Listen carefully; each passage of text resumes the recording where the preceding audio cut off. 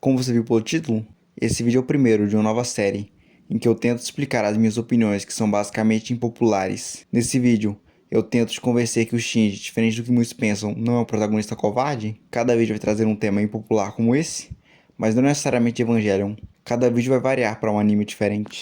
Agora, para começar, eu preciso dizer que essa também foi a primeira impressão que eu tive quando assisti o anime pela primeira vez, principalmente porque é fato que o Shinji diz várias vezes que odeia pilotar a unidade 1. Isso ficou tão claro na mente das pessoas que muita gente chega a culpar o autor de Evangelion por criar essa moda de protagonistas fracos que a gente vê nos animes atualmente. Para combater essa opinião, a gente pode voltar logo pro primeiro episódio do anime, na infame cena em que o Gendo ordena que o Shinji entre no Evangelion e lute contra o anjo Sachiel. Eu acho que eu não preciso explicar para ninguém o contexto dessa cena, mas como sempre tem alguém que ainda não assistiu nem o primeiro episódio do anime, é importante você saber que o Shinji não foi avisado que ele seria o piloto da unidade 1, apenas disseram para ele que seu pai queria falar com ele, depois de tê-lo abandonado por 14 anos. O que muita gente vai se lembrar é do momento em que o Shinji diz que se recusa, e o Gendo simplesmente manda que a Rei faça isso no lugar dele. Porém, logo no momento seguinte, o Shinji claramente percebe que a Rei está fisicamente debilitada, o que obviamente deixaria impossível para que ela pudesse pilotar a unidade 1.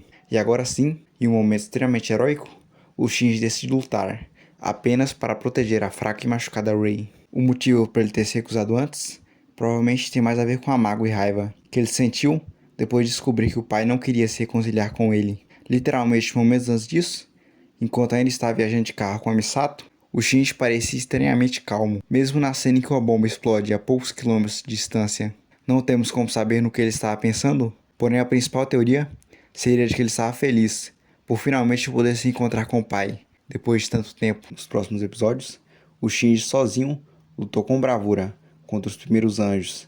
Na verdade, de todos os 14 anjos que de fato atacaram Tokyo 3, o Shinji sozinho derrotou 8 e ajudou a derrotar a maioria dos outros. Como eu disse nos primeiros episódios, ele mesmo reclamando, lutou contra os primeiros anjos, porém, como todo mundo deve se lembrar, quase todas as lutas foram difíceis e maçantes, e pouco a pouco foram consumindo a moral do Shinji. Ele já tinha certa tendência à depressão, que fica evidenciado na sequência de cenas em que ele viaja de trem pela cidade.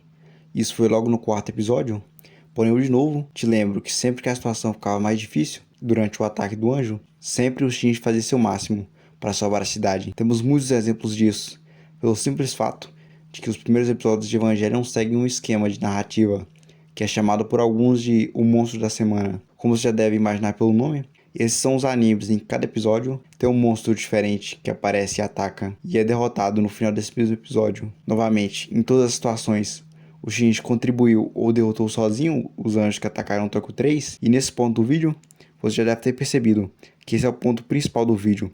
Mesmo com medo, mesmo ele sempre reclamando e ameaçando ir embora de Tokyo 3, em todas as ocasiões que a situação ficava complicada, ele sempre fazia a coisa certa, pilotava a unidade 1 e lutava contra os anjos.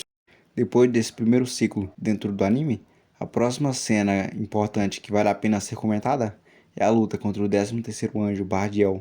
Nessa luta sim, o Shinji se recusa a lutar, porém a situação tem a condição especial, de que ele não lutou apenas por medo de machucar o Toji, que estava dentro da unidade 3 que tinha sido infectada pelo anjo. Essa situação também se repetiu nos filmes Rebuild, só com a mudança de ser Asuka no lugar do Toji. Mesmo com esse deslize, dele não ter conseguido lutar nessa batalha, logo após isso, temos uma das cenas mais simbólicas do anime. Depois do Gendo ter tomado o controle da unidade 1 e feito ela lutar contra a unidade 3, o Shinji, após o final dessa batalha, desce até a sede da NERV e confronta seu pai, literalmente mostrando que quando acha correto, ele sim tem coragem para enfrentar qualquer um, até mesmo o próprio Gendo. A batalha contra Bardiel no 16º episódio foi um marco na mudança de tom do anime. Agora cada vez mais o Shinji sofria, com uma batalha sendo mais difícil que a outra, e com ele cada vez mais se afundando na depressão. Vale a pena lembrar a luta contra o Leliel. Enquanto estava preso dentro desse anjo, o Shinji acaba descobrindo a verdade sobre sua mãe. Ele descobre que ela na verdade teve sua alma fundida na unidade 1, a mesma unidade que ele esteve pilotando. E mesmo depois de descobrir isso, ele ainda continuou pilotando pelo bem das outras pessoas. Outra cena que as pessoas lembram muito quando pensam na covardia do Shinji é a gloriosa cena da batalha da Asuka contra as unidades de produção em massa. Durante essa batalha, enquanto ela lutava, o Shinji apenas ficou sentado escutando o esforço dela, certo? Bem não, O motivo para ele não ter ido ajudar ela imediatamente foi pelo fato da unidade 1 estar pedrificada nesse momento. Pela construção da cena, ficou claro que ele tentou entrar na unidade 1 para ele poder sair e ajudar ela. Porém, pelo fato disso ser literalmente impossível de ser feito, ele ficou extremamente abalado por não poder ajudá-la.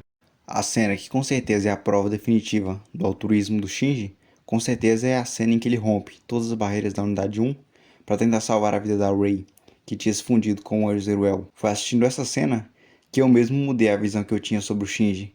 Essa cena foi importantíssima para simbolizar a personalidade dele, isso principalmente pela repercussão que teve esse ato. Como todo mundo se lembra, depois de ter feito isso, o Shinji sem querer acabou desencadeando o terceiro impacto, que basicamente destruiu a vida de todas as pessoas em volta dele. Depois de tudo isso, que a gente teve o Shinji que nós vemos em boa parte do terceiro filme. De longe, essa parte foi o auge da depressão dele em toda a franquia. Nesse momento, sim, o Shinji parou de se importar com quase tudo à sua volta.